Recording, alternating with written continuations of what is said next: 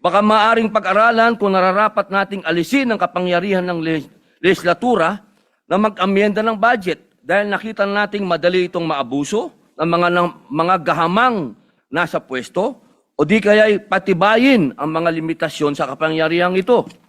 Pangalawa, batid ko pong matagal na proseso ang pag-amyenda ng saligang batas dahil sa usapin ng voting jointly at voting separately. Kaya muli, isinusulong ko ang aking panukalang batas, ang Senate Bill 1299 o Mahiya Naman Kayo Act na naglalayong ganap ng alisin sa ekwasyon ang panghihimasok ng mga mambabatas sa pagtukoy, pagpopondo at pagpapatupad ng mga proyekto.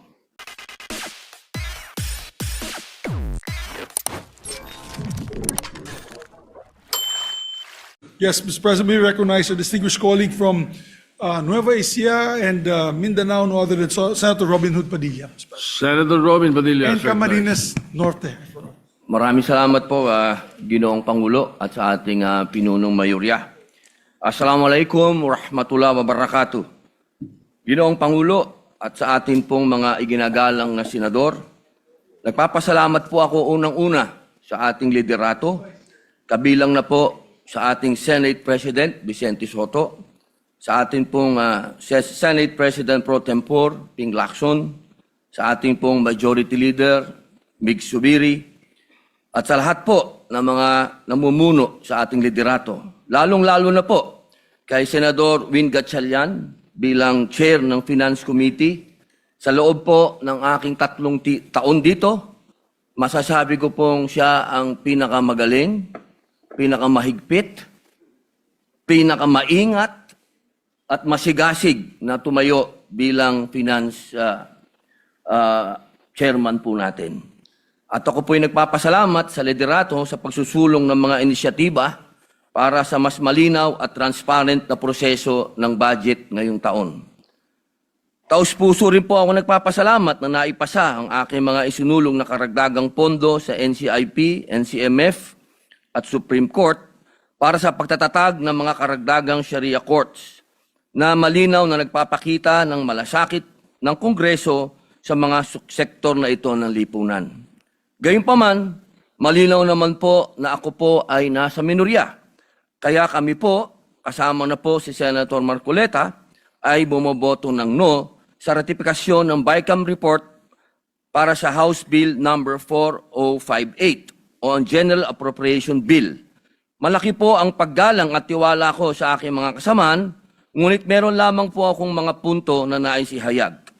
Una po, sa aking pong pagtantya, ay meron pa rin pong mga hindi klarong alokasyon ng pondo, lalong-lalo na po sa ayuda. At ganun din po ang pagiging Manila-centric ng budget. Ngayon po, ang Mindanao ay nakakakuha lamang po ng 15% sa buong budget. Ikalawa, bagamat naipanalo po natin sa Senado ang kapakanan ng mga katutubo, ako po'y naniniwala na kulang pa rin ang pondo para sa sektor ng mga katutubong pamayanan na lagi pong pinagmumulan ng kaguluhan, ng rebelyon at terorismo.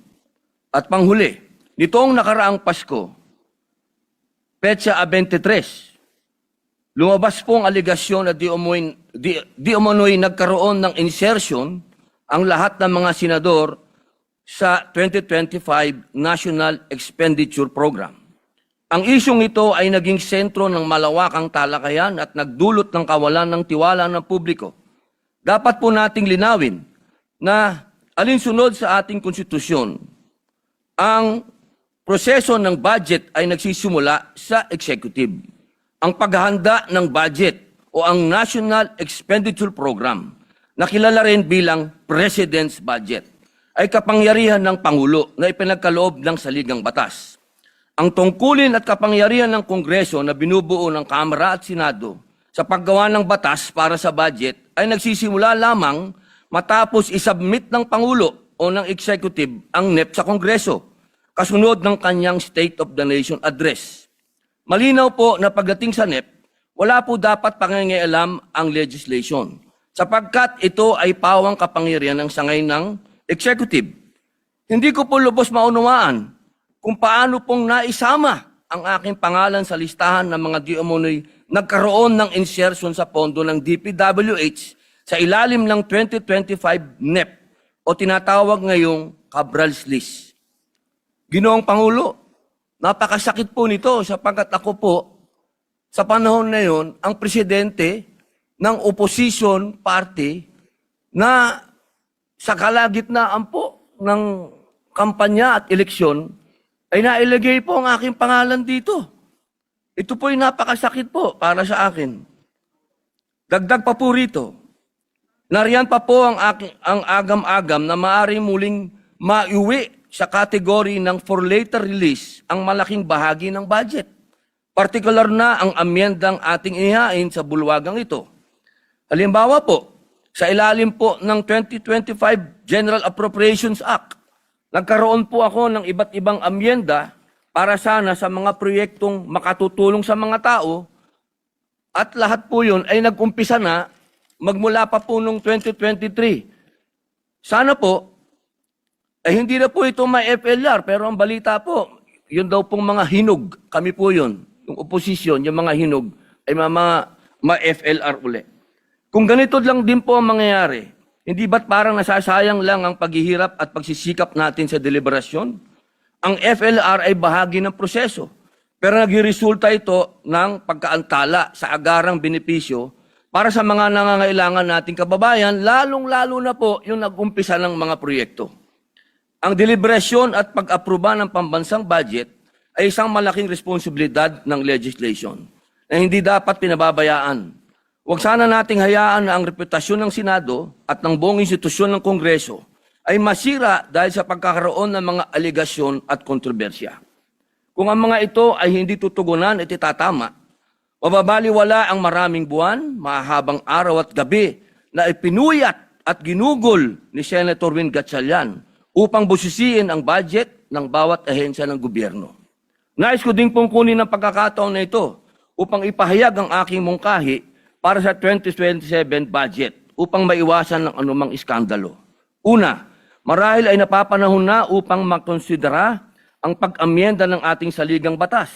Naway maisang alang-alang ng ating kasama, Senador Kiko Pangilinan bilang tagapangulo ng Committee on Constitutional Amendments and Revision of Codes, ang pag-update sa mga probisyon ng konstitusyon, lalo na po patungkol sa kapangyarihan ng legislation sa pag-amyenda ng budget.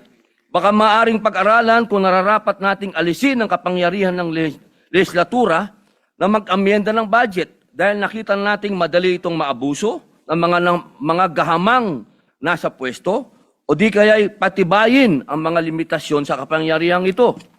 Pangalawa, batid ko pong matagal na proseso ang pag-amyenda ng saligang batas dahil sa usapin ng voting jointly at voting separately.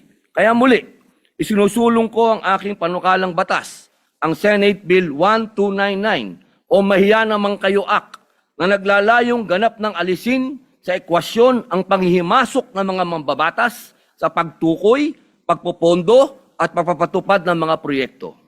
Dahil po sa mga nabanggit na kadahilanan, ako po ay bumoto ng no sa House Bill number 4058. Hindi po ibig sabihin na baliwala lahat ang hirap ni Senator Gatchalian. Ako po'y saludo sa kanya. Ngunit, kailangan pong ibigay ko ang boto na ito para sa taong bayan. Maraming salamat po.